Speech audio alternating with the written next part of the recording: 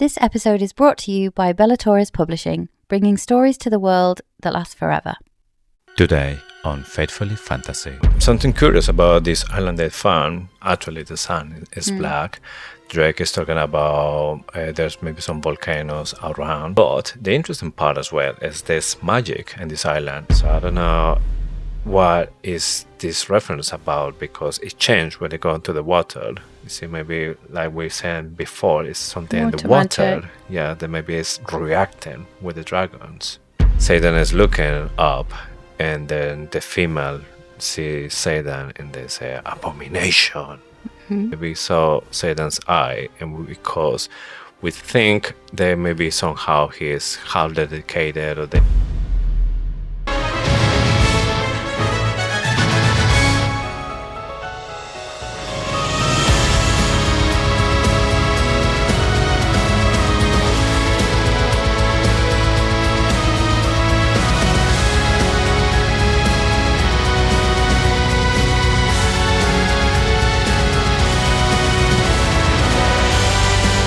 Hello and welcome to Faithfully Fantasy. The husband and wife podcast talking all things Onyx Storm. I'm JC. And I'm Sean. And today we cover chapters 39 to 42. And just heads up, we use strong language, express passionate opinions, and explore complex themes. This episode, as always, will contain spoilers from all three books, as well as snippets of information we've had from Rebecca Yarros since the release of the third book.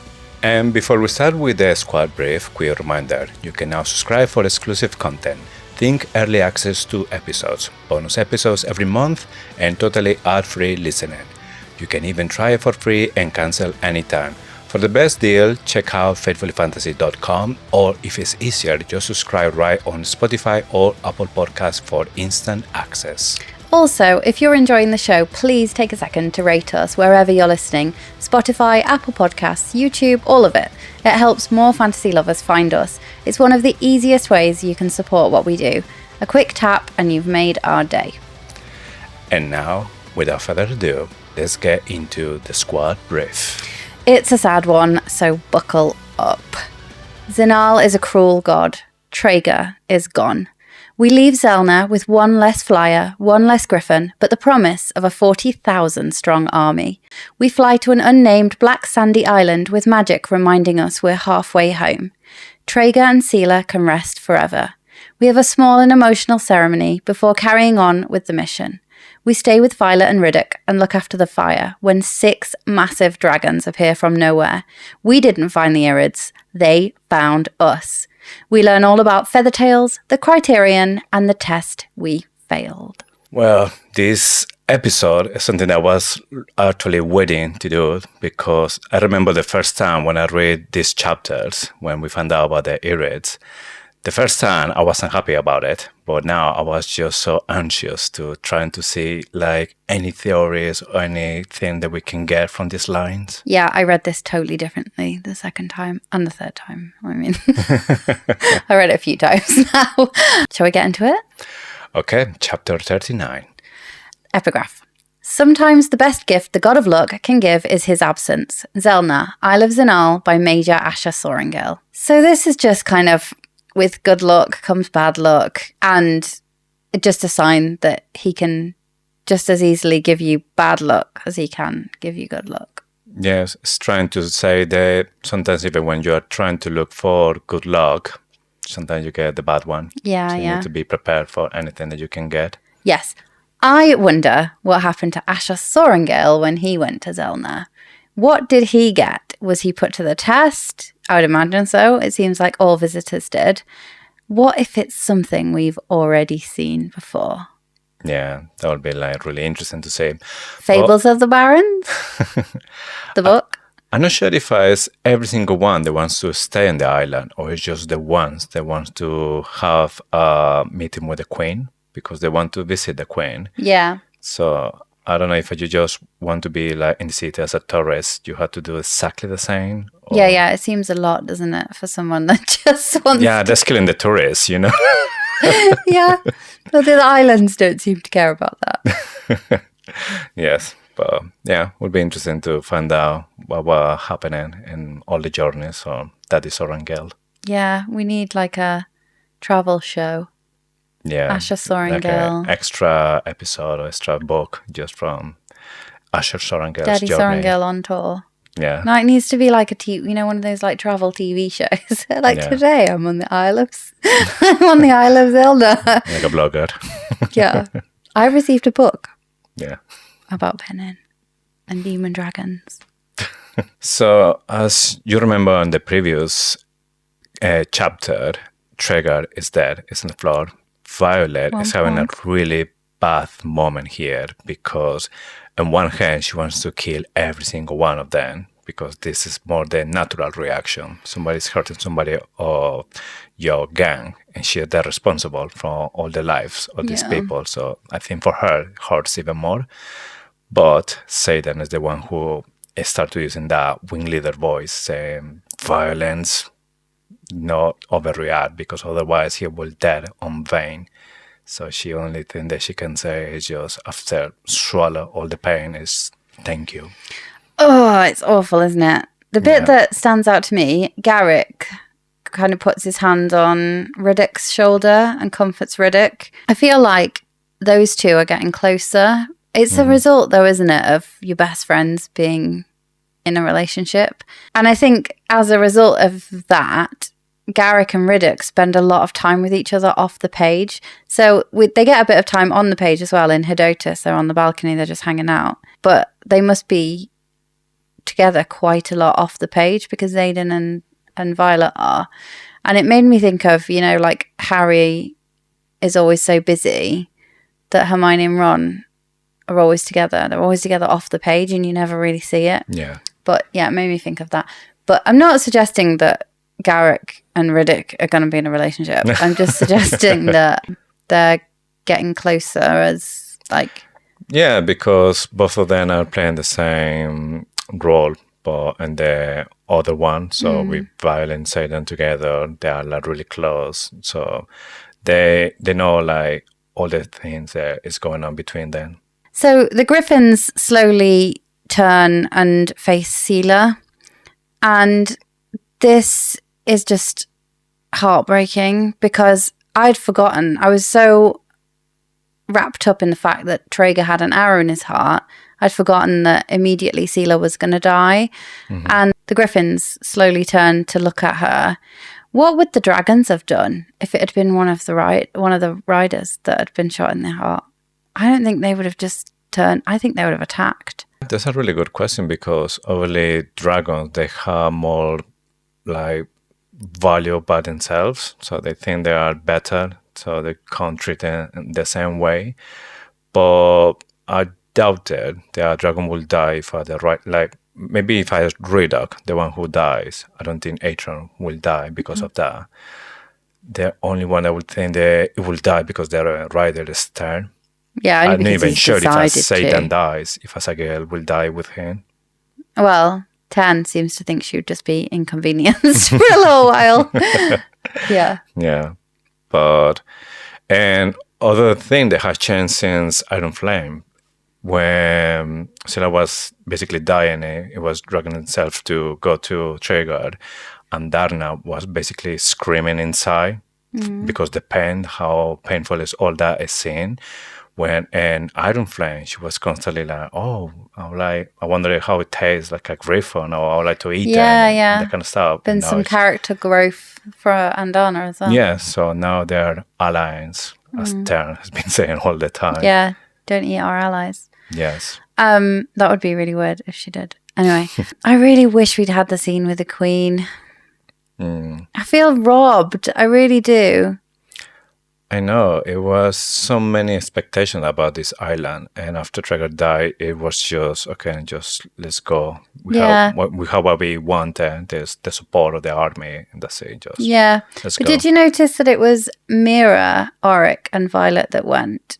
It should have been Cat, Violet, and Auric.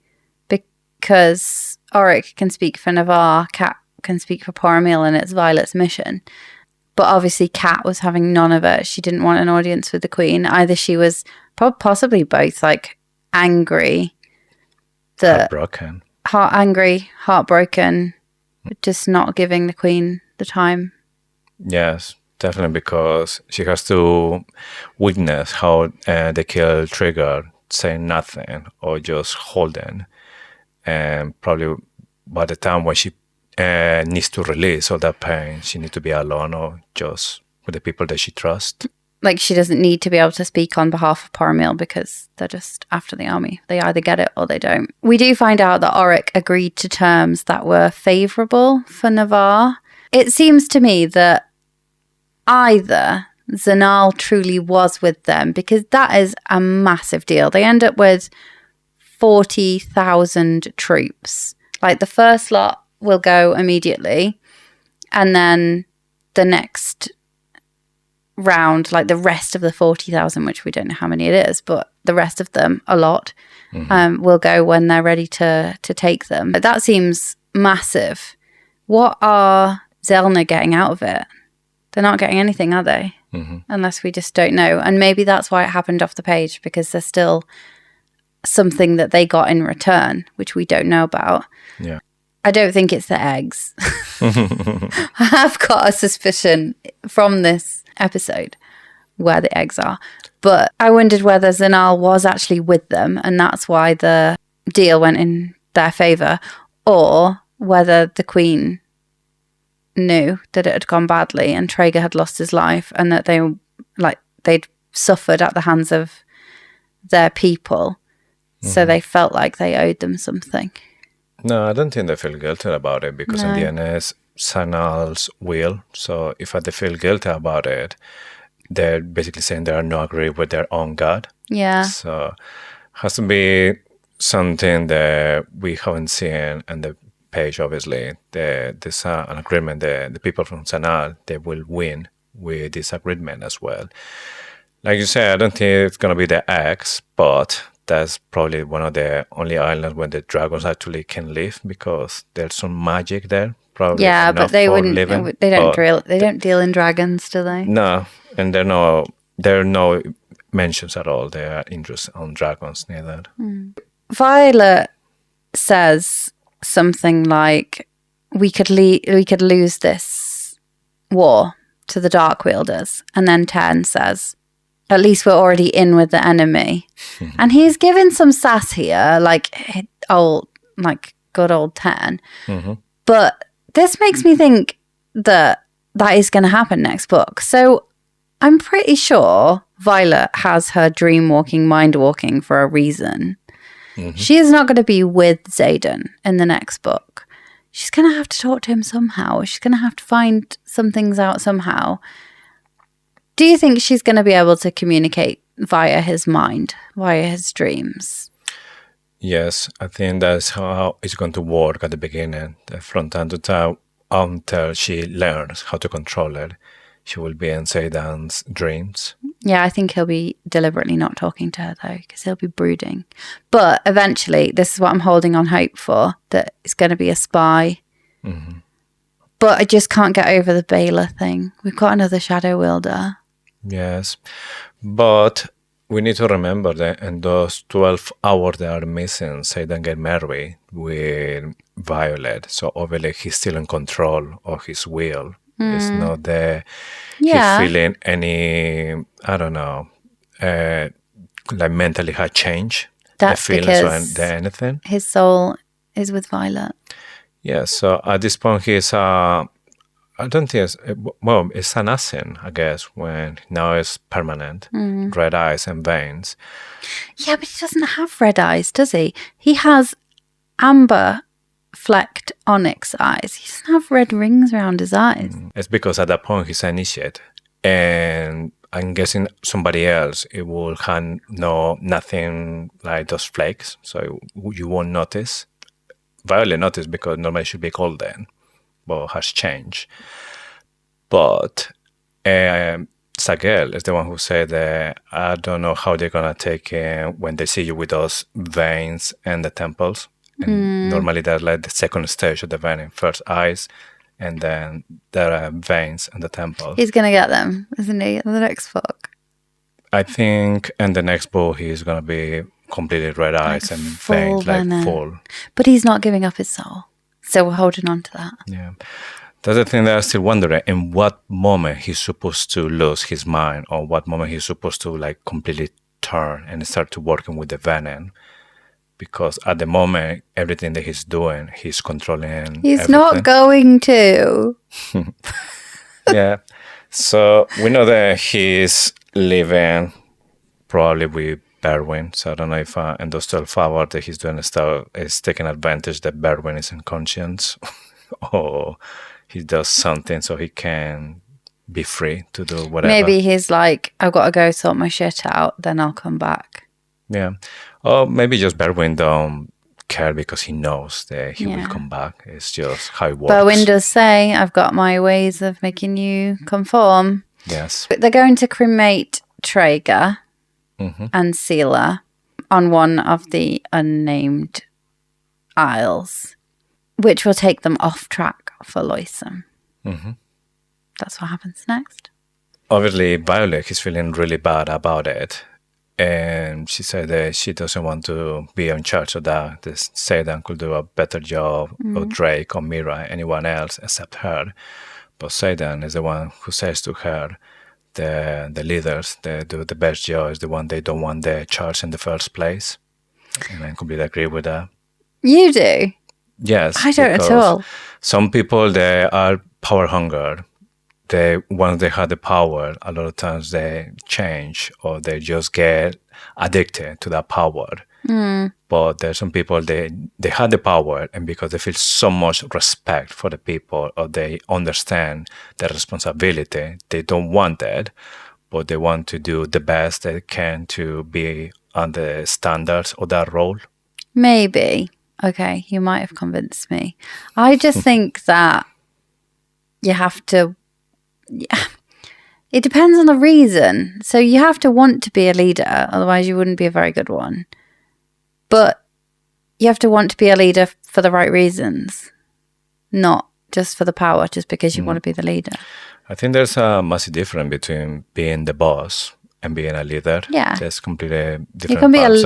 you can be a leader without having anybody. Yeah.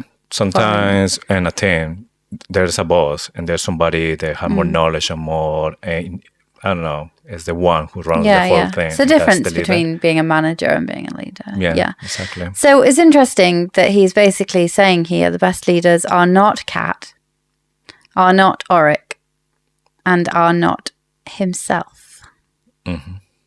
Although, maybe he doesn't want the job. Yeah. But he has the job. Yeah. Maybe he's saying he's a good leader as well because he doesn't want the job. He also, at this point in this conversation, says to Violet, you promised to help me protect Tyrrendor. And she says, I meant it. I'll stand by your side. Will she have to protect Tyrrendor without him in the next book? Is she the Duchess? Or is she the Dowager Duchess? Is she going to be treated as the Dowager Duchess? Xaden's absence, she is the one in command. She is the one responsible for everything, because it's still kind of like a royalty thing. So you had the king, you had the queen. So she's Is the that Duchess. true? It's not true in the UK. I think if it's Charles because dies, it's Camilla completely doesn't. different. But how do we know? We don't know that. Well, there's no... Well, they had a scenario and that kind of stuff, but I think it works more as I used to be in the old times. You had the king, the queen, and then you have all this hierarchy of families or titles. Yeah, but it And doesn't those are go the to one the that wife. rules the It doesn't go areas. to the wife or the husband. Like, had Queen Elizabeth II died, it wouldn't have gone to Philip. It would have gone to Charles, like it did go to Charles. Yeah, but Xaden and Violet had no children at this point. So if... Yeah, but it would go to Bodhi. This is the thing. I don't think she's Duchess, unless the rules are different and it does go to the wife. But that would mean that it would pass out of that family line. That is not normal. Yeah. Xaden from the beginning, he was saying that his only interest was protect Violet. Yeah. If for that he needs to put Tyrrendor on the front, he will. He won't have any questions about it, any doubts about it. So maybe Violet, she won't be ruling Tyrrendor, but because she is a duchess, she had a title, then she will have all the protection as Yeah, well. I think he did say that. He said, I will use Tyrrendor to protect you, not you to protect Tyrrendor. But that is different to what he says in this scene, where he says, remember, you promised to help me protect Tyrrendor. Yes. It's different. Which could be obviously foreshadowing as well, that he knows that eventually he won't be there and she needs to protect Tyrrendor. Yeah. But he doesn't, I don't think he cares. I think he cares less about Tyrrendor than he does about Violet. Well, obviously he knows that Violet is a strong woman and she can do a lot of stuff. So she's the one that he genuinely trusts that she will do what is necessary to protect the place that he loves. So all this conversation is happening when they're trying to get some sleep. So Violet is basically falling asleep and Xaden's arm. He gives her a sweet kiss on the forehead and he's saying to her that she needs to be better than him because he is like expecting more from her. And he at the same time, because he knows that she is constantly looking for a cure for him, but he is assuming at this point there's no cure for me. That's why I need that you have to be better than me.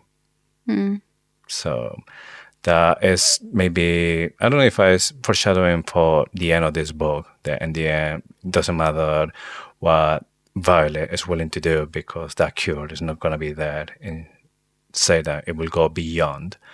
Or if it's maybe for the next book, once Xaden goes even deeper in this venom side, there's no cure. There's a cure. That's something that we need to talk in the next chapter once the Irids comes. Yeah, that's definitely. That's going to be interesting too. Memoirs of Luzbel. She loved him. She lost him. And he came back. But wasn't completely him. She feared him. She fought him. But she fell for him. Memoirs of Luzbel.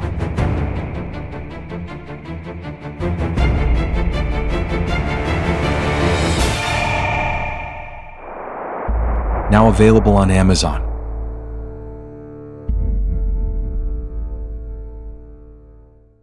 Chapter 40? Epigraph. Conscription rates are hereby doubled for each province until further notice. Public notice 634.23, transcribed by Percival Fitzgibbons. Fitzgibbons, where's he been? It's been a while. He hasn't been doing the death roll for a while. Yeah. Just a sign of the times, or are they worried that the army of Tyrrendor are going AWOL because of King Tauri's boo-boo with the Second Erasure Accord, and now that all of the all the parts of the army are under the control of the dukes? Yes, so I wasn't sure how to take this one the first time, because you have, for one side, the Dark Wielders. They are rising. They managed to go to Basgaya when they're not supposed to go that close. So a lot of people have died since then. And the other hand, you had that Tyrrendor is getting really strong as well. And Tyrrendor is no longer under Melgren's control. Yes. So I didn't know if it's because Dark Wielder, they want to overly protect because the war is not over, or it's because they see there's going to be maybe a second revolution coming from Tyrrendor as well. Yeah, I think it's that. And it's interesting. It'll be interesting whether conscription is doubled in Tyrrendor or whether it's only doubled in the rest of the provinces. Yes. Something that we both agree is that we think as the King Tauri, it won't last by the end of these books as a king. No, Xaden's going to kill him. Or the Tauris, they won't be there as a royalty. I think Xaden's going to kill him. Yeah, history is going to repeat it. Yeah. The Dark Wielder in the shadows. Killing a beloved king. Although he's not beloved. Beloved by himself and beloved by Holden. So they are looking for this new place to cremate Trigger and Scylla. So they're flying for a long time. There's a moment that Violet is even concerned that maybe they're flying so much and that if they have to return, the Griffons won't be had the strength to come back. But then in the distance, they see land. They see some islands there. And she thanks Amari for that, because after what happened, she says that I don't think I will ever pray for Sanal. Yeah. So I found it interesting because she says this, that I don't want to talk to Sanal anymore. So it's like, I'm not looking for Sanal anymore. And it's in that island when they found the Irids. Yeah. So I was wondering if maybe Sanal works exactly the same way as Gideon, that when you're not looking for them, when you're trying to maybe, and you are the one who wants to maybe do your own luck, let's go to say that, is when you get even luckier, you have more the favors from Sanal. No, so I don't think that Zanal is like that. I think it's just a sign that all the gods are with Violet. It doesn't matter if she prays to them or not. The gods are supporting her because she's going to overthrow or put an end to the war, which I am convinced the war is what sent the gods away. Mm-hmm. I think the gods were living, breathing people, but they, possibly the first 6, anyway, I feel like they were the ones that were ousted by the first war. So they're supporting Violet. Violet is essentially their champion. So Zinal is with her regardless of whether she prays to him. Hadian, same thing. Yeah. Something curious about this island they found, Violet is saying that from the sky, because they're flying at nighttime, the sun looks black. But then the next day, when they are still in the island, actually the sun is black.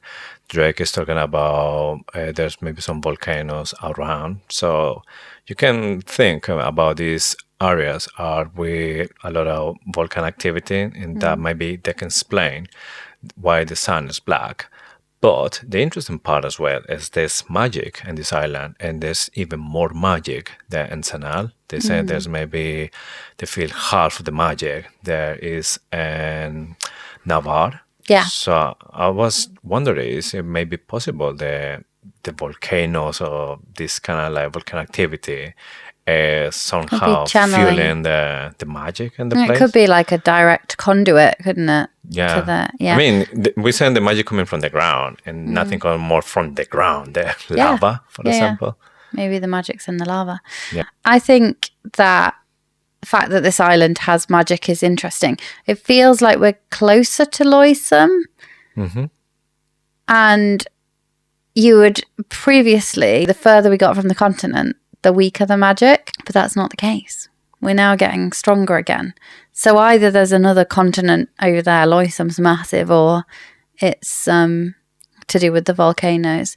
I thought it was interesting that the sand was black as well, especially as first she was like, it could just be the moonlight, but it would never look black, would it? It would look possibly silver. I think it's obvious that it's to do with the volcano, but I also wanted to think of some like other like less obvious ones. And I thought it was quite poignant that Traeger and Sela would rest here because black is the colour of mourning, and it could be that the island is mourning something. Maybe a big loss, like the loss of the other half of the magic, or I don't know, maybe Malak has some kind of link to that island, which would be fitting because that's where Traeger and Sela are, and they talk about giving him to Malak. But also, yeah, it feels like they actually picked quite a good island to lay them to rest on. Yeah. So after they had the ceremony, Atron is the one who bring the fire. So Traeger and Sela, they get burned.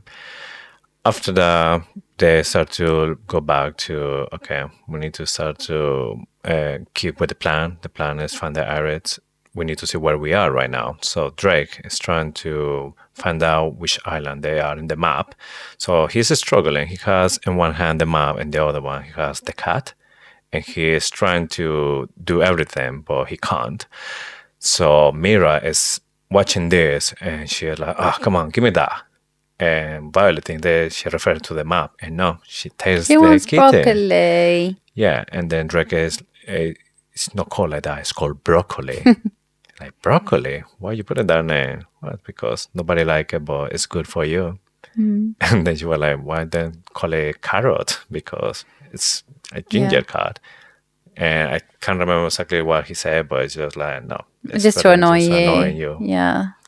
Yeah. It's just flirting. Shameless flirting from Mr. Cordella.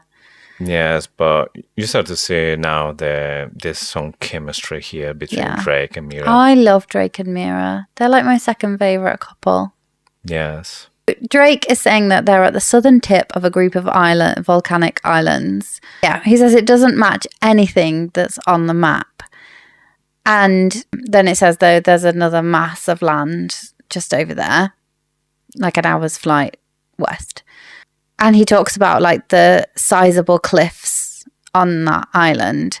I just have a sneaky suspicion, like an hour's flight is not that long, is it? And the Irids said we've had a long flight. I don't think that's where the Irids live. So the Irids have said that they've had a really long journey. Mm-hmm.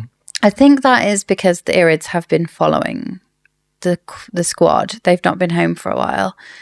I think they live around here somewhere, but their island won't be on the map. Yes. I mean, something that we got clear about where the Irids live is has to be a place where there's no humans. And it's an island. It's not the Barrens. And far away as well. Yeah. So, yeah, I was completely convinced that they were living in the Barrens because the Barrens sounds like a place that nobody wants to go there because it's all drained and everything. But I think that's where they could have been. Yeah, so we see that every single breed had like a piece of land in the continent, and the Barrens is the only one that when there was none of the 6 breed. So maybe in the beginning is when they used to be before General Daramo decided to drain everything. Well, yeah, but there's also the point that dragons all start off as feathertails, of golden feathertails. Mm-hmm. Maybe there weren't always different coloured dens. Maybe the different coloured dens came later. Maybe they were all Irids. Mm-hmm.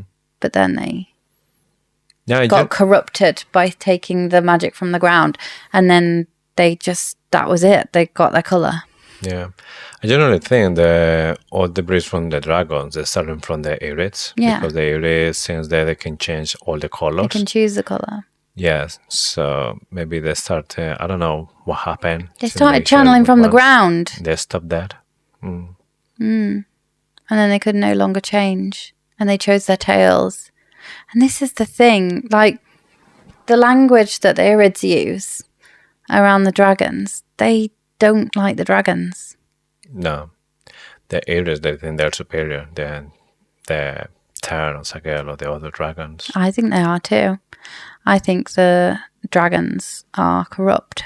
Violet comes with a plan. They need to looking for all the islands that are around just to make sure they're looking everywhere as possible. So they start to split partners. And Xaden go with Garrick. And Garrick has like a little funny moment here calling Xaden honey bear. Mm-hmm. And it's just like, I don't know if it's because obviously they had a really good relationship, but I was expecting something more like that from Redok. Yeah, so but they've been spending a lot of time together. We're talking about it, so I want to like point it out that maybe this is like a Redok influence here. Uh-oh. Imogen won't be happy. And also that, like, I just love the Garrick and Xaden relationship whenever there's a Xaden POV and Garrick is around. I just love them too. Yes, that is seeing thrashing is just the best. Are you okay there? Xaden's like pinned his legs, pins his feet to the floor because he doesn't want to move. The conversation that comes in this part between Xaden and Violet is so interesting. He says, "You're not a trigger. You're the only thing I can't fathom losing. Wielding to protect you has always been an instinct, but now it's uncontrollable." Right. So obviously this is because he loves Violet and blah, blah, blah. Or is it? Or is it because none of the Venin want Violet dead. Berwin wants Violet alive. Theophany wants Violet alive. Otherwise they would have killed her by now. Like, Jack's the exception, but he still hasn't killed her because he knows Bowen wants her. Is the, like, need to keep Violet alive and uncontrollable actually because he has to keep her alive, because the venom need her alive? That's actually a good question. There's maybe some little hints of the venom taking over his mind. I know, and I'm normally the like, no, he's not gone, he's still on Xaden. But this one, I don't know, this one felt like it's always been a thing, but now it's uncontrollable. Yeah, to be honest, the only venom that actually I'm trying to kill Violet is the one that Colonel Atos had been sending. Yeah. But we think maybe there are no like proper venom, there are something else. We don't know if they're given like a potion or something that turns into a venom or something like this, and they're like under the control of the Atos. So I don't know, but it's completely different to the other venom, like the high ranks venom. Yeah, and I know that this isn't normally like me. I'm normally the one that's like, he's still there, he's our Xaden. No. The hints are there. Yeah. He also says, I mean it when I say you own my soul. You're the only place I feel completely like me anymore. Mm-hmm. My latest hill that I'll die on, is that magic can't take his soul if Violet has it. It's taking something else. It's taking his, like, humanity at sometimes. But I don't think it's taking his soul. We know magic like balance, and when you are willing to get anything for power, when you're just seeking for power, then maybe magic will think, okay, in that case, the most valuable thing that you have is your soul. But when Xaden case, he wants to protect the people that he loves. He just needs enough power. And we're saying this a lot of times, trying to defend Xaden. Yeah. Maybe magic trying to get a balance for that. Okay, you have good intentions to use the power that you haven't here with us. So maybe you need something else. Yeah, it's taking something else. It's taking something. I just can't figure out what it is. Yes. Because Jack says, doesn't he? Even you decide what is taken. Then Violet, obviously after the honey bear comment, it's because Violet has chosen to stay with Riddick. So she's saying Sigil needs to be with Crod. Is it Crod? Yes, Garrick. Yeah, I get Crod and Core mixed up. They're Bodies and Garricks, but I think it's Crod, isn't it? So Sigil needs to go with him because Tern and Sigil have the best chance of communicating over distance, just in case they find something. It's a good call, but Xaden isn't happy about it, and neither is Tern. And she says, we'll see them later. And Tern says, I'll say the same when you've been unable to communicate with your mate for weeks and are deprived by choice. He grumbles, stalking into the woods. Swaying trees mark his passing. Humans don't mate, she shouts after him. They definitely don't normally. But I am convinced that Violet and Xaden are like somehow fated mates. They're like soul mates. That's why she has his soul. And we get so many hints about this through the last books. Like, she's scenting him. She's like, she can't be apart from him. There's loads of stuff that make it seem like maybe normally humans don't mate because that magic's not like that magic has been like dormant for such a long time. But there's no reason why it can't be a thing in a fantasy book. I mean, it's most often a thing in a fantasy book. Yes, that's exactly what I was thinking right now. There's other books when humans, they are made as well. I mean, it's hard. There's hardly ever. Well, they're normally fae, aren't they? Yes, but one fae and one human. Yeah, something like that. But it happens, and Rekka Jarrah's like to include absolutely everything. The more variation she can get in the book, the better. Yeah, but it's been hinted at since Fourth Wing, hasn't it? Yeah. The like most beautiful man I've ever seen. That always happens. Like, as soon as you meet a character in a fantasy book and they're described as the most beautiful person you've ever seen, they're like, oh, they're mates then, aren't they? It's kind of a bit obvious. Yeah. So yeah, why wouldn't it be something in here? So Violet, she will stay on the island because somebody needs to be next to the fire because at the custom, somebody has to stay there until the fire is completely off. And Darna, she's really tired as well because she's been flying, so she's sleeping. So Violet said, yeah, I will stay here. I give her more time to Andarna for the sleep. Then Redog and Atron, they're just having like the time of their life. Just Atron getting Redog completely wet because they've been having pranks to each other. Yeah. So we see like that kind of relationship between Redog and Atron. Yeah, and Violet's like, you two are really weird. And they're like, are we? Or are you the weird one? Yes, but obviously we need to remember they had the same age. So they had maybe the same mentality. But Tan and Violet, they're not going to be in the same vibes because Tan is more kind of like a grandma. Yeah. Yes, but they're playing around, and Violet, she wants to have a little break next to Andarna. And then when she is just resting, she feels that something's hitting the floor. And she thinks there's one of the dragons. That maybe it's Atron or Tan or somebody. But she's looking around, and there's nothing there. She sees dragon footprints in the sand. And then it's when, boom, from nowhere, see this dragon appearing. And the thing that said the dragon is, hello, human. Well, there's a big slide whistle, isn't there? And I like the idea that the slide whistle is because normally the riders communicate with the dragons through ground magic and a magic channel. But this kind of represents a change in frequency. And actually now they're communicating through sky magic. And yeah, there's got to be the slide whistle. You don't get that. I guess you only...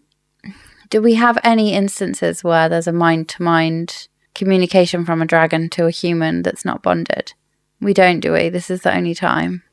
I think Taryn talks to Xaden. Yeah, and Sigil talks to Violet, but yes, there's a bond.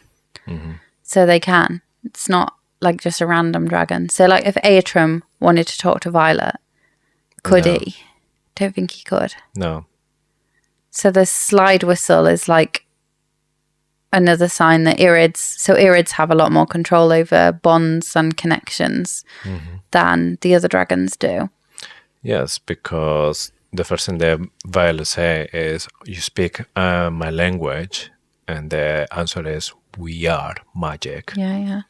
So that's interesting one as well, that he don't say we have magic or we can use magic. We are magic. Yeah. And that is the end of this chapter as well. Yes. Jump into chapter 41. Epigraph. What we know about dragonkind is nothing compared to what we don't. Colonel Kaori's Field Guide to Dragonkind. He's not just talking about the 7th breed here. I mean, he obviously isn't, because when he wrote this, he didn't know about it. Yeah. But it's really philosophical here. That I only know that I don't know anything. Yeah, we don't know anything. He didn't know about the 7th breed, though, so this is ironic, isn't it? That like it's even bigger than that. I mean, he barely knew the 6th breed that he has in the continent, so obviously 7th breed was something that, no. It's such an interesting job that Kaori's got, because he can never know more.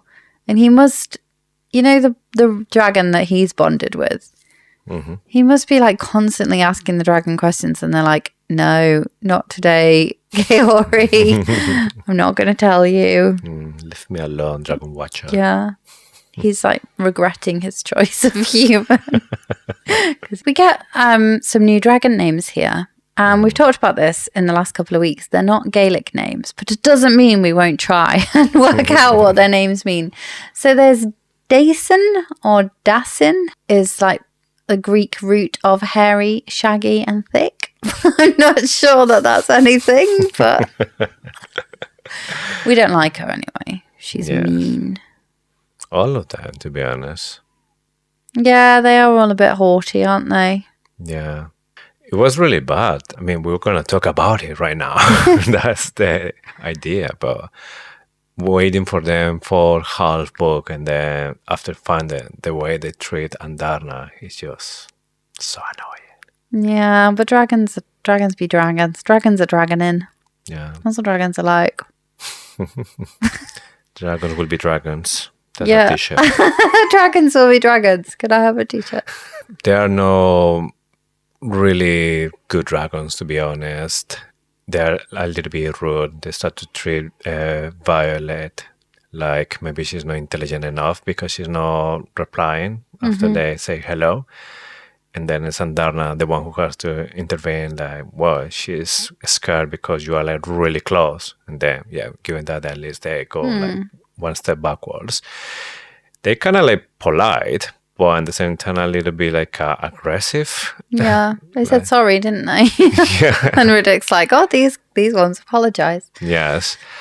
But then we have Andarna that she's really excited about it. Like, oh my God, we found them. We're looking for all of you guys. And then she starts to talk about everything. So she talks about threshing, presentation day. I know, but there's so much more information here that we don't get. Yeah. Even like the bits where she hatched and she heard things. Like Violet is not reliable here. No. She misses stuff out. Yes. And so many things. And even when they found out, when Terns arrives as well, because Violet was scared. And then Terns arrive, and Terns is my human. And then Andarna said, well, she's my human as well. And they were like, what's going on there? In your place, there are not many humans, that you had to choose the same one. And then when she started giving like explanations about it. But it's not going really well. And Violet can see all of that. And Andarna, she just keeps playing, and then she's asking as well, do you bond with humans? And they say, no, we don't live with humans. And there's more dragons like you, or it's just you. Like, yeah, we're hundreds of us. So it's just giving obviously more hints about how many we can expect from this new breed and where they can be. Yeah, and I remember you being really disappointed because you were like, they're not rare, there's like hundreds of them. Yes, I guess it's just because for me, Andarna, she was so unique. And I was wondering if we find Irids, then Andarna won't be that unique anymore. She will be just another breed. And yes, when we found there were more Irids, then we found out the reason of Andarna to be in the continent. It's just like, for me, like that special character that was Andarna was completely destroyed. So obviously, she's still a really nice character as a, all the stuff that she does and how she feels. But for me, I guess on my mind, I have Andarna as such a high thing that she will be unique, she will be super powerful, she is unique. And that kind of stuff. Obviously, we don't know the full story yet. She is unique because she's exactly the same as Violet. She was not supposed to fight. She was supposed to be a feathertail because that was her family. But she was born into a situation where she had to fight. It turns out she's really good at it. Yeah. Violet is exactly the same. Violet was never meant to fight. Violet was supposed to be a librarian. She was not supposed to be a rider. She was born into this situation and she is good at it, or she's doing what she needs to do. I ultimately do think Violet has passed the test, and I think that is a little bit. So even when Leothan comes back at the end and he's still judgy on Violet, ultimately I think he knows that she doesn't want to fight. She wants to reunite the continent. She wants to cure the venom. She doesn't want to kill them, although she does kill them. But so this is where we get the description of the Criterion. I'm going to read it so we get it right. You were left behind as the Criterion, the measurement of their growth, their ability to choose tranquility and harmony with all living things. We'd hoped you would return to tell us the humans had evolved, that they had blossomed under the wardstones and no longer used magic as a weapon. But instead, you have shown us the opposite. Firstly, the Criterion is testing the humans here, not the dragons, which a lot of the other stuff that the Irids say are relating to the dragons. They fired the wards and then they left. And they were hopeful, they left Andarna, they were hopeful that the humans would live under the wards and not need to fight. They're disappointed to see that that's not the case, and there's more and more bonding, and there's more and more like fighting, because it says something like no longer used magic as a weapon, and that is using the magic via the dragons as a weapon, so they haven't changed in their view. And then she says, and dragonkind has not learned their lesson either. The male in the centre's gaze jumps to Aetrum, gifted your human with ice. He dares to shift his focus to Tern. You armed yours with lightning. They shouldn't know that, for one thing, because they're not wielding at that point, but they know. They can obviously read minds. They're all intrinsic. And then Riddick is like, that's not how signets work. There's something sus going on there, isn't there? Yes. So we've been told the signet is just like a chemical reaction between the dragon and the rider. So nobody choose what's going to happen. It's just the core of the rider that makes the signet to appear. But here we're saying that no, it's the dragon who choose. It feels like it, doesn't it? Yes. Why would you choose those things? Yeah, why you choose giving to your rider ice? You may be thirsty. You need like ice cubes or something. I think it might be like a level of trust, or maybe it's what the dragon can do.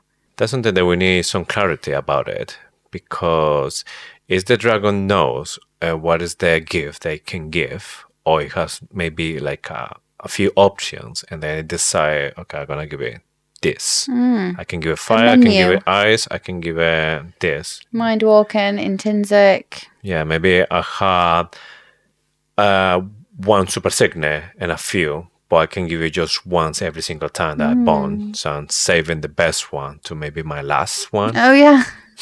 Like Tern with But how Violet. do they know which is going to be their last one? Because it's the one to say, okay, They run out of signet. I'm bonding for life with Yeah. you. I'm going, you're my Such last. a weird... I still don't get that with Tern. So weird. Yeah. I don't understand why he would sacrifice his own life for humans. Like, that's just out of character, isn't it? Mm-hmm. Anyway. Well, Tern says to Violet, you're not my next, you're I know. my last. I know, but I don't get it. I think it's out of character. All of this, like, why would he put shame or bring shame to his, like, amazing familial line by just dying when his rider dies? Doesn't seem like he's a proud dragon. Why he wouldn't do that? No, that's what I mean. There may be when it's the last, when you give it the last signet, like maybe. So he only had two. So, yeah, and the previous one was Siphon. There's kind of like a rare one as well. There's not many Both siphons to do around. with power, aren't they? Yes. So one is for transfer power, and the other one is to surrender power from the sky. Right, so lightning is from the sky. I get you. I get that. Yeah. But I thought the power from the sky came from Andana being an Irid. The lightning is the one who makes the signet valuable. Anyway, and it says, he lowers his gaze to Andana, and you, our very hope, have handed this human something far more dangerous to wield, haven't you? So he's reading signets at the moment. He is reading Violet's second signet, so he knows that she's going to be a mind walker. And I'm convinced, so I'm just calling it mind walker now, because it can't just be a dream walker, but it's like a manipulator. She's able to manipulate things. But I also think there's a hint here that he's getting at the power from the sky as well. You're gifting her the power of the sky. What do we think about the gifting them, though? Do you think it just purely means that the dragons chose it? Or do you think that even without the dragon, they could still do it? Because that is what happens, isn't it? When Andana breaks the bond with Violet, Violet is still able to dreamwalk. So it's like gifted the power no matter where. So the gift, she has the signet for life now, whether she has Andana there or not, as long as she has a power source to use it. Then this guy will be Tern. Yeah. So kind of like the Venom having signets, they don't need their dragon anymore. They can still use their signet because they've changed. They've just switched the power source. That's what I think. Once you get the signet belongs to the rider. and obviously they need the connection with the dragon to use it. But if they change the source of magic, the signal is still there. Yeah. So we start to see that these dragons, they really know everything about magic related. So in this case, like signets. But the female is asking to Andarna as well, after Andarna was telling that she didn't get a good dreamless sleep because she was constantly interrupted. She is the one who says, "Show me your wings." And then Andarna is trying to do it, and she can't do it properly. And then she said, "Normally it's not like this because I'm really tired, I've been flying." And then she said, "We have seen enough." How did they know there's something wrong with the wing? Because that dreamless sleep is not being done properly. Is it something that they happens like regular to the dragons, or Maybe, it's just the yeah. Irids or dragons in general? Because she said straight away, "Show me your wing." So what is this thing that's related to not having the dreamless sleep properly and have maybe like defective wings? Well, the muscles don't grow. We know that. The muscles don't grow properly, do they? So Yeah, that's the version that we get from the elders. So I don't know if this means something else or it's just... But it could have been any muscle though, couldn't it? But Yeah. she knows that it's the wing. Yeah, it's a bit odd. Yeah, so it's just got that kind of feeling that maybe there's something like a second meaning here. It's not just related. Yeah, to the- I once speculated that Irids weren't supposed to carry riders, so those muscles never developed anyway. And that this kind of confirms. Does this confirm that that's not the case? Yes, it's pretty much saying that maybe they can carry a rider. It's just Andarna that can't because all the issues that she had. Yeah, she says she's seen enough. Yes, because so far the first impression that the dragons have was the Violet. She was using Andarna as a feather tail to get the gift from her. She was using it in battles and that kind of stuff. Then they think they're still using the magic for ward, and wards they trying to use a child, Yeah. baby dragon An or adolescent, juvenile, yeah. yes, for ward.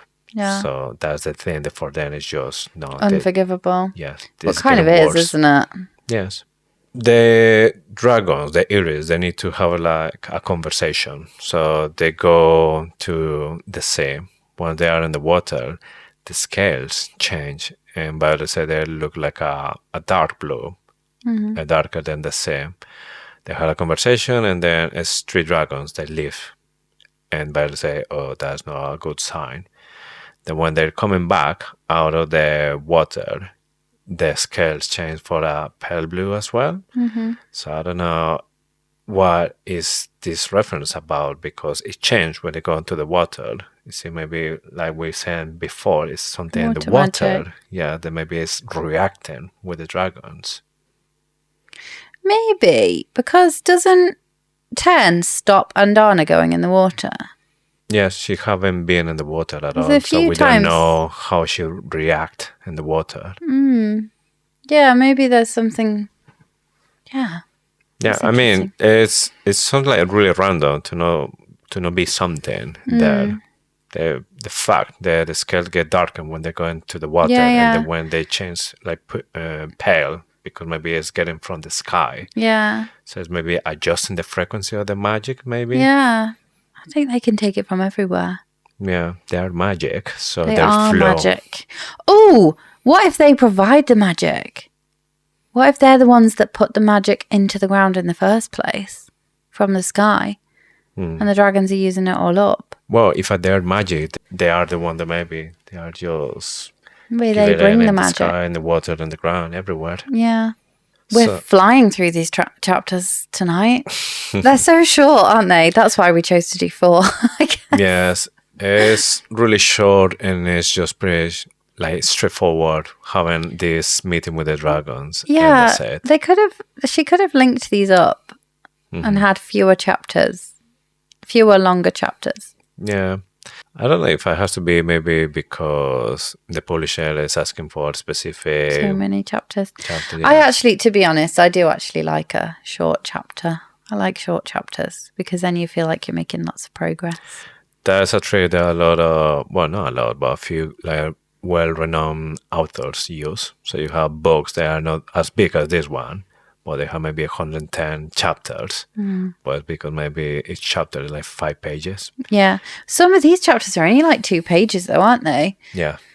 I remember, sitting, because that's kind of hard to tell on a Kindle because you just keep reading, I think. But with the physical book, like the first time I read it, I read quite a bit of the physical book, Yeah. kept swapping. Yeah, I really love it when maybe I see the chapter there.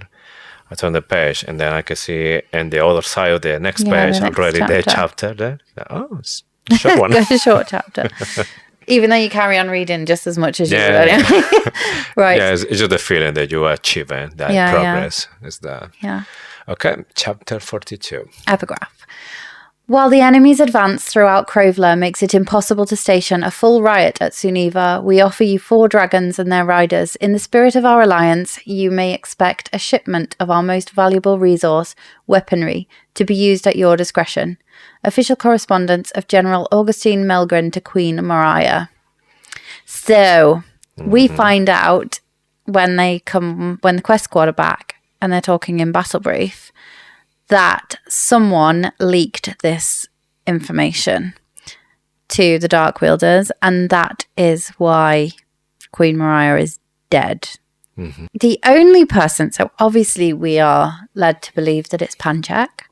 Well, officially, yes, he was Bennett in the end. Yeah. Yeah, but the only person we actually knew this information, the only person on the page we have confirmation knew this information is General Melgren. Is this epigraph a hint that Melgren fed that information to the Dark Wielders? I still don't know how to take Melgren because from Fort Wayne it's being pointed out that he might be a Bennett. So there's been a couple of references that he might be the really He'd bad take guy. his mask off and he would be the bad Yes, so I thinking Rebecca Yarrow is putting Melgren as just a red herring. So you're just like, oh yes, he's gonna be a Bennett, and then turns out it's the one who's trying to do just the right thing, but in really bad way. But Yeah. No, but I don't know. It seemed like he's on her side, but the only person that we actually get proof that knew this was Melgren. Yes. I'd have thought the other day, this is totally random, but I was chatting to someone in real life about it, and she asked who Violet's ex-boyfriends were, and I said, well, the other one, obviously, apart from Holden, and I said, Rebecca Harris has kind of confirmed that we don't know them yet, but then I was like, what if it's Melgren's son? What if Melgren has a son, and that's Violet's ex-boyfriend? That would be the other one. It's funny because we thought for a little while that maybe Jack was Melgren's son as well. Yeah. Because he was like so important to keep him alive, and we are like, why? Yeah. Unless that maybe it's, but Yeah, Yeah. I'm pretty sure Lish is writing a fan fiction about that. yeah. I don't know if we got confirmation if I was somebody else from infantry as well, or maybe this time was a scribe. Don't know. Okay, this is where the conversation gets really interesting, in my opinion. Dason, I think it's still Dason. The female. Yeah. Yeah. She says, you've become the very thing we abhor, the horror we fled from. She is talking to the dragons at this point. She's not talking to Violet or Xaden, because Xaden hasn't arrived yet. She's talking to the dragons. This is confirmation that it was actually the dragons that caused the Irids to leave. The horrors. You have become the horror we fled. That is like damning. That is going back to the Fables of the Baron, where the dragons are demonized. Yeah. And this, I think, is our like number one proof that the dragons are corrupted. Yes. I still think the Empyrean are the ones who are hiding so many things, and Maybe they are going to be even worse than the Venom. Yeah. Well, Yeah. or if not the same. Yeah. The Venom are trying to get the magic back that the dragons Get a and the balance, griffins. maybe. And the dragons are the one that want to keep their magic just for themselves. Yeah, the only suspicious thing is like that the Venom have scary, creepy red eyes. Normally, the only things that have scary, creepy red eyes in books are the bad guys. Yeah, but in the same way that you shouldn't judge a book for the cover, you shouldn't judge a Venom by A bad guy by his for the veins around his eyes. Oh, I don't know. And they're all like, they speak a bit mean, don't they? Yeah, it's this brings me back to that epigraph about it was never our land. We're just allowed to live in here. Yeah, I was thinking about that today, actually. And we've always thought that that meant the Venom or the people, like the wizards. They were wizards and they could use magic. Yeah. But I think this is Irids. I think it's talking about the Irids. Yes. What could the horrors have been? And I was like thinking about what the horrors that the Irids that fled from. So one of the things it could be is that the bonding is like a corruption of purpose, that the dragons were never meant to bond, and the Irids kind of saw that as a really horrific thing, like possibly slavery. Mm-hmm. And they fled because, one, they were scared that stuff would happen, and two, they were just kind of like, we don't want any part of this. Kind of like a disguise as an alliance, but actually it's they feel like it's slavery. I think the problem is because the only reason for bonding was to get a signet, and the signet is basically just a weapon. A weapon, yeah. So it's just magic that you're using for bad things. And that's the part that Irids, they were not agreed about it. So now we start to see they won the first 6, and they start to find out how it works and how to survive everything. The Irids left because they didn't want to be part of bonding with humans to make magic a weapon. We don't know how long they left, do we? We don't know.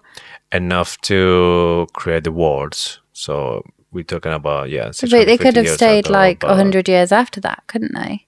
I don't think they left immediately. I think it's all related between Tyrrendor. Yeah. Because Andana, she said that's why I was left behind. So we're talking about that war between Tyrrendor and the first series that's still going when they left. Yeah. I don't know. That's how I don't know. They could have left after they saw that the humans like built the war college. Because the first 6, there wasn't the war college, was there? There was just the camps. Yes. So they could have stuck around or never wanted to move to the Vale in the first place. That's the quote. We don't know. We don't know when the Irids left, unless we'll have to go back through the timeline and see. The other thing is that the bonded dragons could now be kind of complicit in extracting the magic. So that's the reason why they're horrors. This is what I think we suspect anyway, isn't it? That the dragons are actually channeling from the ground and stealing the magic from the ground or controlling it that way. And I like your thinking that the venom are the balance for the dragons. Yeah. The cure for the venom is to remove the dragons. Yeah, because everything has to have a balance. So light, dark, good, bad. So even when the venoms are the bad guys, they need to create the balance. And if the dragons are trying to overtake all the magic, the dark wielders, they need to intervene as well. Yeah. Because maybe that's how everything started. Just dragons trying to control the magic, and they start to get corrupted as well. The other thing is that the dragons were clearly divided. So the 7th breed could have felt that war would never stop because the dragons keep fueling it. And again, this plays into our...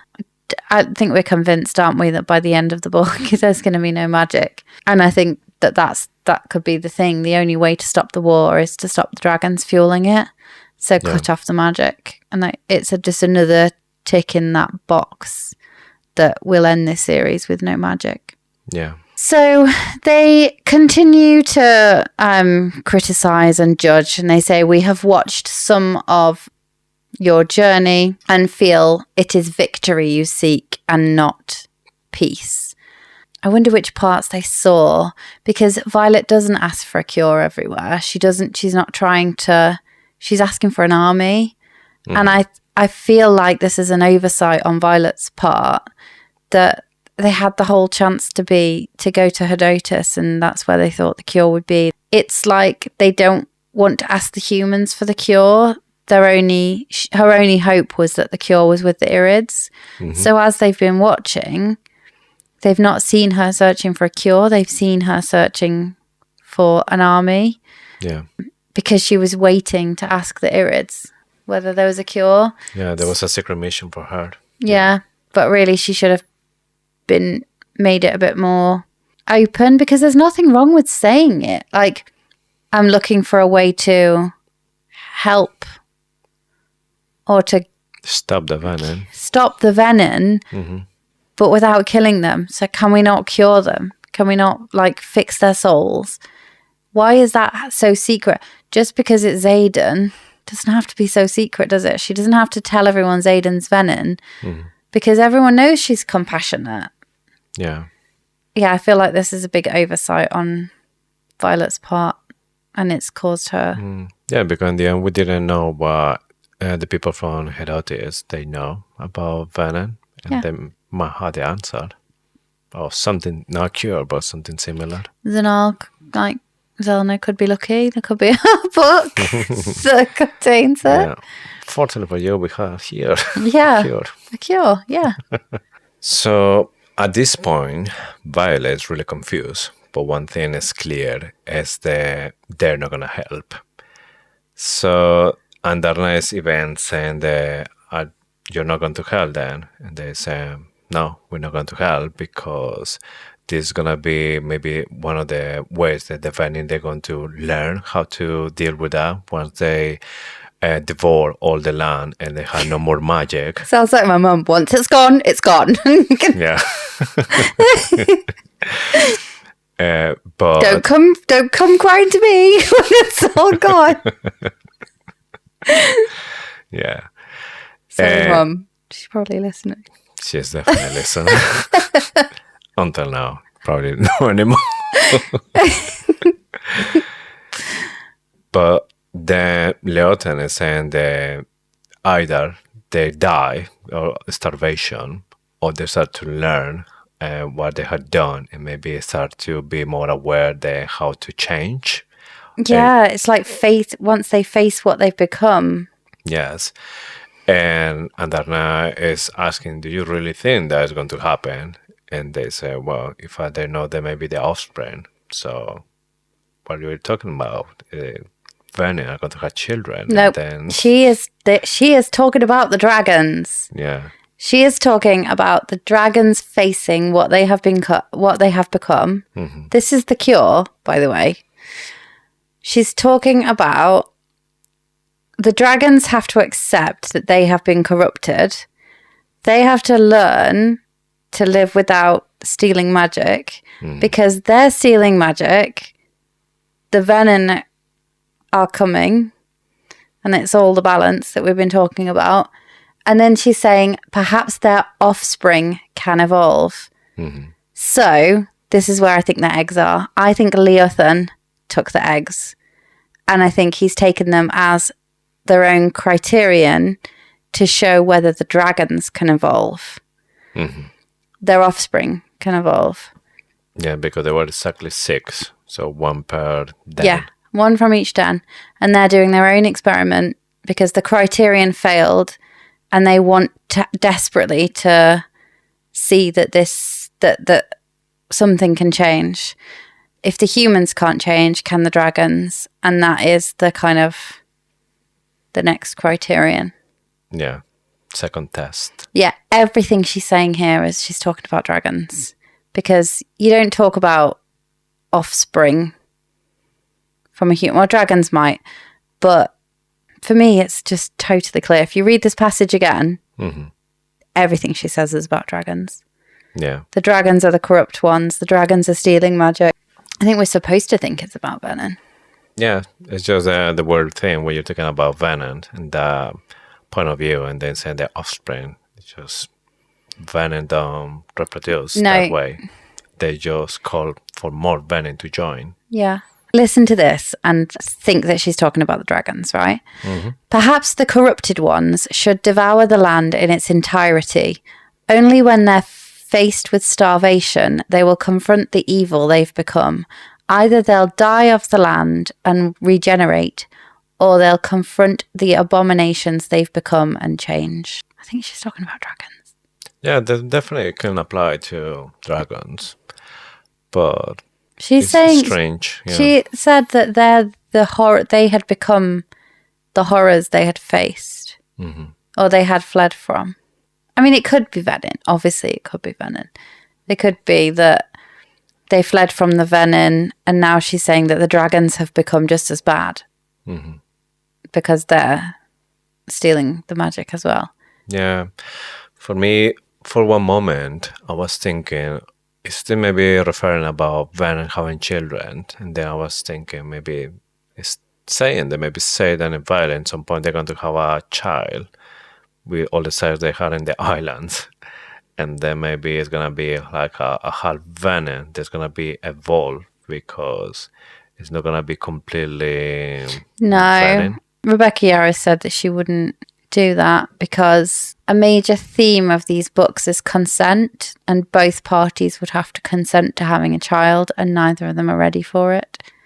So she said she got rid of that rumor really quickly, which is good because I don't like the pregnancy tropes. You know, the main thing I have, and like when we were watching TV series like Lucifer, Yeah. and now I'm like, where's the kid? Who's looking after the kid? Because now I'm constantly worried about the kid. Yeah. And it's the same in other books when like the main female character and the main male character are off like in a big war saving the world, and the kid's somewhere at home with a nanny or something. I'm like, go and see your kid. It annoys me. Anyway. So here is when I can't remember if I was Leoten, the one who said there is no cure for the venom because it's No, it was not. that bitch. Yeah. Days. What they said is there is not a trade. It's not they're changing the soul for power. It's just when they're stealing the power, that power starts to kill the soul piece by piece. And there's no cure for death. And then the first thing that came to my mind was Kaori talking about if you bring somebody from the dead, then you are a god. So I was thinking, well, if you are a god, then that means that you are the cure. The god is a cure. Gods will cure them. But two things. I don't think she's telling the truth. We know dragons lie. Also, how do they know so much about the Dark Wielders then? How do they know? Well, Dark Wielders are part of magic and they are magic. I mean, the fact they knew like what signet had every single one of them and just like we're looking is just No, they're in their minds. I don't think it's from looking. I think it's because of the slide whistle they're in their minds. There's traits of magic around. They can feel the whole thing, whatever happened there, but they knew. Yeah. And they were right. Yeah, but I still don't know how they'd know that. I'm not having it. I'm not having that there's no cure. I think when you're getting your soul away, yes, there's no cure for that. But again, I don't think Xaden is given the soul for that power. Yeah. The soul is not dead. So when you are a venom, you are getting that power and you're giving your soul instead. Yes, there's no cure for you. But and say that if you're given something else that we still don't know what exactly is, but it's not the soul, then it's different. Yeah. And Donna says, will you at least tell us how the Dark Wielders were defeated in the Great War? And they say, well, apparently they weren't, if you're still asking. What's that about? What actually happened? It feels more like they got like a massive blow and then they just been hiding for centuries. 600 years. Yes. But whatever it happened has to be something massive. They went through all the continent, not just in just one place. It was pretty much the whole continent. powerful enough to send all the Dark Wielders killed or make them go away. Something brought them back, didn't it? Or something. We know that when they started coming back, they were more organized, like the army. Mm-hmm. Like Atos had something to do with that. Yes, or maybe... I do think Atos is the big bad guy. You know, this sounds really weird, but... I think in the end, General Atos is more a puppet from somebody else that's even worse, and then we still don't know who it is. Good point, because Atos is not clever enough, is he? No, I definitely don't think he is the big boss. I think he is just What if he, like, working for the big reawakened? boss. Yeah, he is a bit shit, though, isn't he? Yeah. You're right. I don't think he can be the big bad guy. I think he's just So, the funny thing about you saying that the Dark Wielders are working more organized is something that Brennan says. And he's talking from his experience from all the time spent in Eurasia. So, it's something that maybe we can think is maybe Nowlin is still alive as a Venom, and because Nowlin was part of the army, is the one who's been training, because it's from that point when Brennan dies, the Dark Wielders start to be more organized. Because I was thinking that maybe it could be Satan's grandfather, the one that we think they die, but maybe turned into a Venom. And he's part of the army as well, but this was 50 years ago. And it's just recently that Dark Wielders start to be more organized. I think it was before that, though, because I think it was Fen standing up, wasn't it? Fenris. It would be before Fenrison rebelled, and that was on that same night that they got caught. I would imagine it was before that. I just don't want Nailin to be Venom. Mm-hmm. Be alive and be a Venom. I want him to be Malik. I want him to have resurrected. I do genuinely want him to have resurrected Brennan and then become a god. And that is why Malik is with Violet, because of Tyrn. Mm-hmm. I don't know. Showing the former dragon. I know it's ridiculous, and I know I'm the only person in the world saying this, but I've been saying it since Fourth Wing. Yes. I just blame Kaori. It's not your fault. It all comes down to that Kaori line. I just love the imagery of Malik sitting on his throne and Nailin knocking him off. I hope that sounds a bit... Xaden, knocking him off his throne.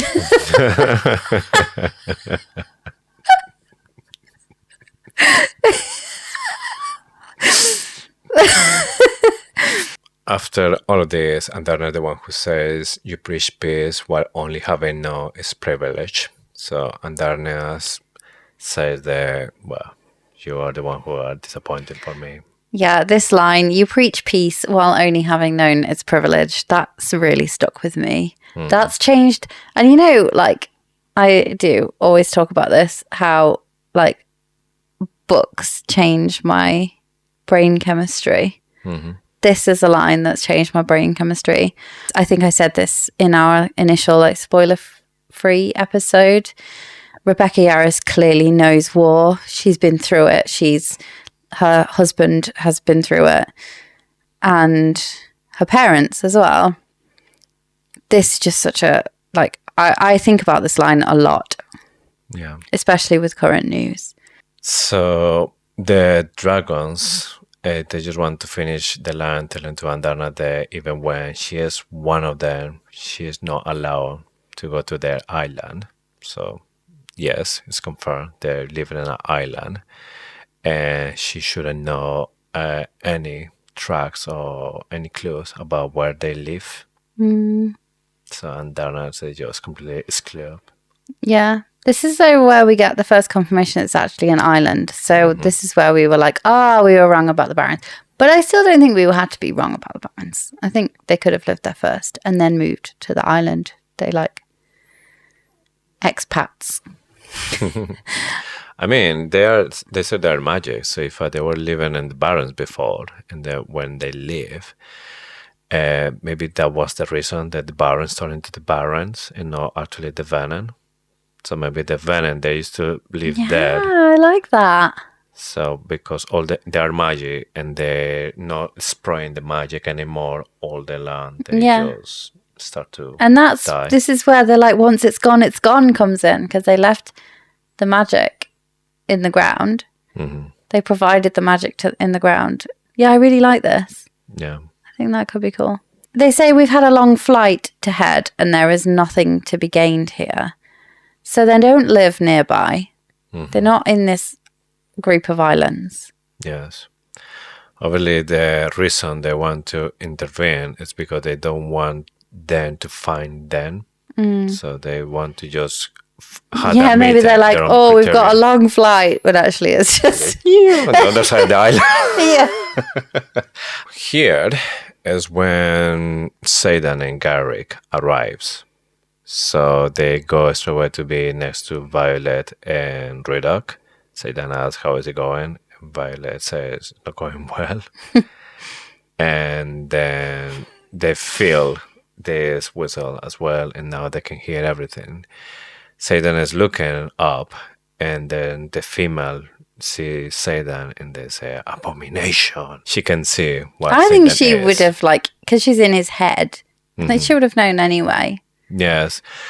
But something that is strange for me here, because they are pretty much like praying for peace, and that you need to leave each other, and you need to vote and that kind of stuff. And then when she said an abomination, I found it like weird, because if Xaden is a venom and they're living together, they're in the same thing, it's very much what they're saying they're supposed to do.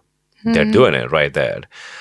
But I was wondering if maybe she refers to something else. Maybe saw Xaden's eye, and because we think that maybe somehow he's half dedicated or dedicated to a god like loyal. And maybe when she says abomination, it's because the dragons, they don't respect the gods, and there's something related to that. They see Xaden's eyes. No, it's got to be venom. It's got to be venom related, because she would have said that about Violet.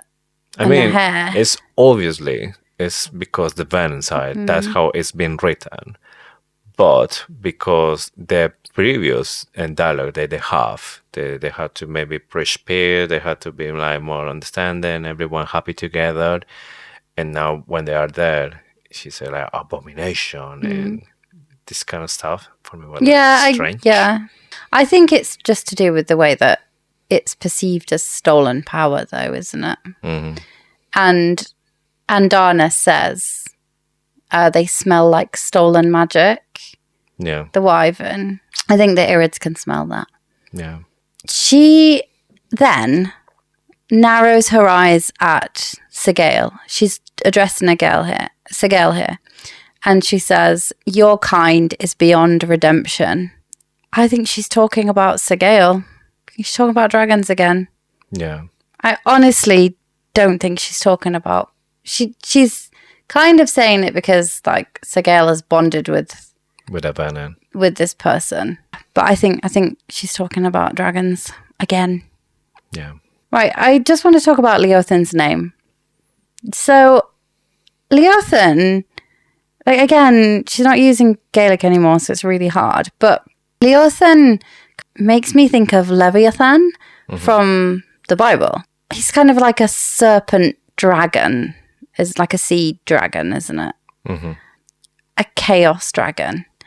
And it's God created that beast. Mm-hmm. I just thought that the link between God creating Leviathan and the dragons, the seventh breed, being kind of the link between the gods and the magic, was interesting, because it was interesting to me, like you'd said earlier, that the dragons don't heed the puny gods. I think it's the dragons from the continent that don't. I think the seventh breed of dragons are more connected to the gods than we realise. Yeah, this is something that we were talking in a previous episode when we were talking about the Irids and maybe the Irish connection with the Greek god. She was a messenger between the gods and the humans. Yeah. And she was like transporting a rainbow. And that's where we had all the colors Yeah. and the dragons. And this whole thing could be something like the criterion could be the gods. It could be the gods testing the humans, of whether they were ready to live in peace again, or whether they were ready to have the gods amongst them. And they are. And I think this is the thing. The criterion could be the decider of whether the gods could walk among humanity again. The Irids think that they've failed, but actually Violet hasn't failed, and the gods are walking among them. And this is when it comes back to the 6 most powerful riders of the generation haven't walked the earth at the same time for centuries. But actually they could be the physical manifestations of the gods. And we've done this before, haven't we? We've like linked the people to the gods, or the 6 most powerful riders to the gods. And Scribe Jessams has a good like carousel that links her predictions of who they are. Ours like slightly different to that. Yeah. But all the same kind of story, and it comes back to the fact that I think the Irids do have a connection to the gods. It's interesting about the test about Violet, because it reminded me like a test that I can't remember if I was applied before, like in jails. So when they want to test if somebody actually has been reformed, one of the ways to test it when they're looking for approbation to finish the sentence earlier is telling them, no, there's been rejected. And then if this person react badly, they see that, well, this person is not being changed at all. But if they see that is like taken like well, and they see like a change, that's part of the test. Even when you're being rejected, that's the test. See how you handle the rejection. That's so interesting. Yeah. But it does seem like that isn't the case, because Leothin comes, but none of the others do. Yes, Lieutenant is the one that he stays around Xaden for a little bit longer than the other ones. So I don't know if he can see something else. Yeah, he can. About no, him. He can see that Violet. So this is the point of the Irids, is that they want the continent to not be divided and not at war. And they have evidence there that they have... Cat's not there, unfortunately. They don't have the evidence that, but they've been following them. So they know that they've got someone from Poromil. They know they've got a Venin, and they've got someone from Navarre. And they are working together to end this war. That is exactly what the criterion is there to show. Although, well, it's not, because the criterion is there to show that they don't need to fight anymore. They don't use magic as weapons. But they're getting there because they're trying to unite. Violet is trying to unite the continent. Yes, she's fallen in love with Xaden. She's still killing other Venin. She's kind of deluding herself into thinking that he's not actually becoming one, which is exactly what I'm guilty of doing too. But there's just this thing that I think Leothin sees that, and sees that they're working together and that there's love there. Yeah. And that it is possible for a Venin to love someone who is not a Venin, and he's seeing that. Well, just able to love, because until finding words, a Venin doesn't have any kind of feelings. Yeah, but he's seen that he can. Yeah, you see that he's in love for Violet, that Yeah. he's there to protect Violet. I actually think it's Xaden that made the difference that brought Leothin back. So the Irids left. Then Andarna is feeling scared. She's going to the jungle.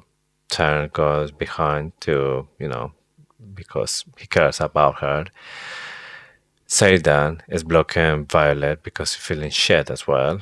He's feeling messed it up. venom. Yes, he found out by Ridoc as well. There's no cure for the venom, so there was like a lot of blows there for Xaden as well. And then we got Ridoc that he saw Xaden's eye, and then he's telling to Violet, what the fuck is going on? Yeah. And that's how we finished this chapter. Yeah. Riddick knows. Yeah, he knows now. Shall we move on to Oryx Auguries? Okay. Oryx Auguries is the part of the show that we recap our favourite theory from today's episode, and then we will stitch them all together and make an absolutely bonkers theories. We'll make a big stitch of all of our theories. Yes. So what is your favourite theory from this week? I had a few, but I think I changed my mind in the moment they were talking about this, and I think the Irids are the one who is spraying the magic and different sources, so they can spray into the sky, into the water, or into the ground. So it's opposite to the dragons. The dragons, they need the magic from sources. The Irids are the spraying the magic. Yeah, I agree with that. I like it. My favourite is a bit more on the romantic side. So my favourite is that Xaden and Violet are actually soulmates, and that is why the magic cannot take Xaden's soul, because Violet has it. Yes. Very romantic. I don't know if actually it's possible. I mean, if just because I'm saying my soul is yours, is it actually yours? Like, can you physically have it somewhere? Or... Yeah, in my box of nothingness. No, I think in a fantasy book, yes. I think also the fact that Andana's egg was half onyx and half silver. Just, I love that theory that Andana was actually waiting for both of them until their souls united. Ultimately, this is a romance book. Rebecca Yarros is a romance writer. It doesn't matter if it's a contemporary or if it's set in a fantasy world. It will always be about love. And like, love has to be the enduring thing. Love has to be the cure. Love has to be the like thing that's going to get everyone through. And I genuinely believe that she's always said there's no story without Violet and Xaden. It's a romance. There's going to be an ending. I don't know whether it's going to be happy. It's going to be happy for everyone. But love is, and soulmates is a theme, isn't it? Surely. Yeah. Even if they both die. I don't think they will, but even if they both die. Like Romeo and Juliet. Still a love story. It's a tragedy, but it's love. Okay, so sticking with the theme of precognition, let's look at chapter 43's epigraph for next week. If possible, hunt the enemy during the day. Their markings are so easily hidden by the shadows of night that it would not surprise me to find they walk among us. Venin, a compendium by Captain Drake Cordella. The Nightwing Drift. Oh my gosh, I have so many things to say here about this, but I'm gonna keep it for next one. Yeah. Let's go to the interrogation chamber. Okay, let's move on to the interrogation chamber. Last week we asked, Zinal is with you and you somehow know which gift is on which card. You can only choose one of the gifts the squad gets. Which are you picking? I will go with a compass. First, because it's something small, something that I can carry easily. I don't know how it works yet. Violet neither. Whatever it's gonna be, I'm sure it's gonna be something awesome, because Rebecca Yarros, she really loves Violet and she gives everything to Violet, like the biggest dragon, the biggest signet. So I think in this occasion it's gonna be like the biggest gift as well. So I'm going with that one. What about you? I picked the same one. Compass as well. Yeah, but Zinal doesn't appear to be with me because it's already been taken by you, so I'll just have to have the wine instead. I mean, we can share. Share a little bit you want. Share a little bit my compass with you. Sounds good. It would be funny if I'm using my compass, you pointed out the wine. That's the name. Yeah, deal. Yeah. You get the compass, I'll get the wine. Okay. I definitely don't want the slap in the face. The kisses. And I definitely don't want the arrow to the heart. I definitely don't want broccoli. I'm sorry. I did want broccoli. No. Another interesting question will be who you give it the arrow. Like, hey, you come here, grab this one. This one is good for you. Oh. Nah. You'd just be like, don't take that one, wouldn't you? I'd be like, don't take it. Take a different one. Take a chance. Yeah. Anyway, this week, we've been to all of the Isles now. No more Isles. Well, apart from Loisum. But we've been to all of the Isles that we will go to in this book. Which army do you want on your side? Okay. Who would you most want to have an alliance with? I think I had really clear what's going to be my answer. Yeah. Okay, that's going to be interesting for next week and the reasons to give. Okay, and that's all for this week. Don't forget to follow us on Instagram and TikTok at Faithfully Fantasy Pod. We're most active on Instagram, so come and join the conversation. We'd love it if you'd come and follow us over on TikTok as well. We don't seem to be getting the numbers on TikTok, so come and follow us on TikTok as well. We always give credit on the show for theories, so we try our best to remember who has sent us theories. So please keep sending them to us. Let's be honest, the best theories come from all of you. And with this, we have just one more thing to say. Thank you for listening to Faithfully Fantasy, the husband and wife podcast talking all things Onyx Storm. We'll see you next week with more theories, more deep dives, and of course, with more Faithfully Fantasy. Bye!